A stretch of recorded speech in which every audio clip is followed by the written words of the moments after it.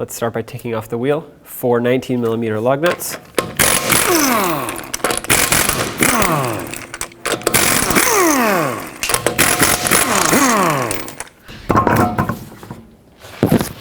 Next, I want to remove the nut that holds the ball joint in through the control arm.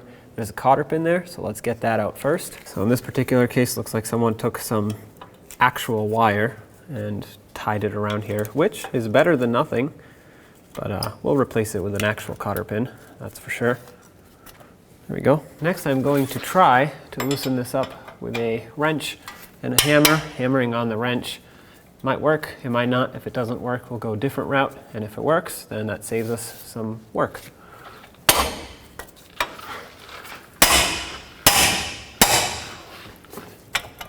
Looks like it did work.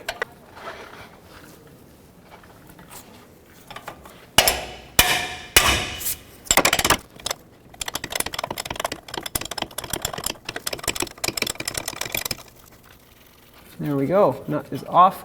I'm actually going to leave it on just a couple threads. That way when we break the control arm free from the knuckle, nothing can potentially go flying. So just leave it on here. Next I want to hammer on the knuckle right here, and that's hopefully going to pop the ball joint free from the knuckle. I'll try and use a pickle fork.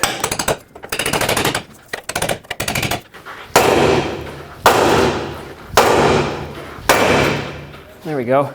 If you follow the control arm to the subframe, you'll see a 19mm bolt at the front. We'll have to remove this one.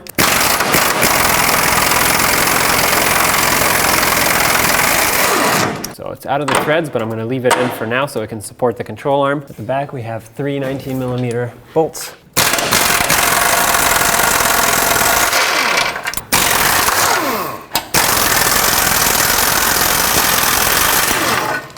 Remove this nut that I left on here, and remove this bolt in the back.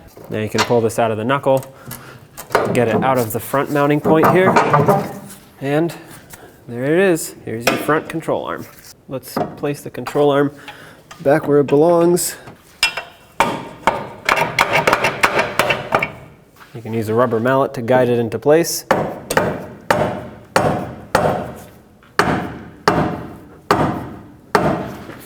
As soon as this front bolt lines up, I'm going to slide the bolt through. All right. Next, I'm going to put on the ball joint side. Put the nut on. And last but not least, the 3 bolts at the back. They are all different lengths. So this one towards the wheel is the longest one. Then this one at the back is the shortest one. I think I'll have to tighten this one up first.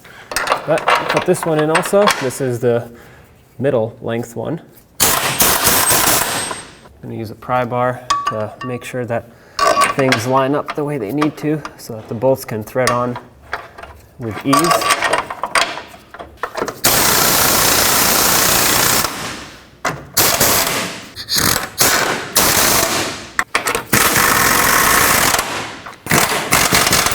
$69 foot-pounds for these 3 bolts.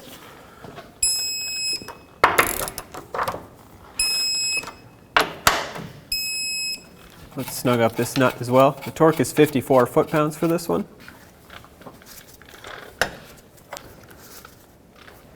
And since I can't put a torque wrench in here because I didn't remove the knuckle and the axle, I can't torque it properly, but the torque is 54 foot-pounds if you wish to do so. To do that, you would have to remove the strut bolts at the top, axle nut, pull the knuckle off, and you can do that. I'm just going to make it nice and tight with my wrench. Put the cotter pin through to lock the nut on. If your hole doesn't line up, always tighten and never loosen to line it up.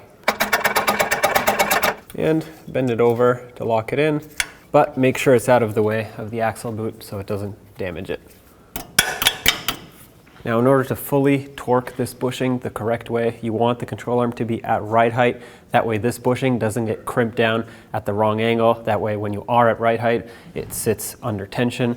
So you want it to sit loosely or under no tension at right height and then tension up when it goes up and down.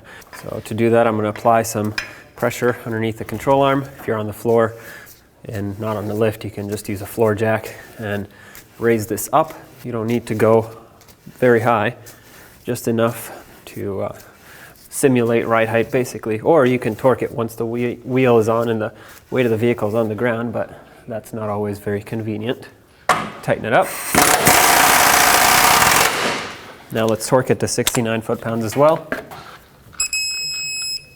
Release your support. Go ahead and put on the wheel.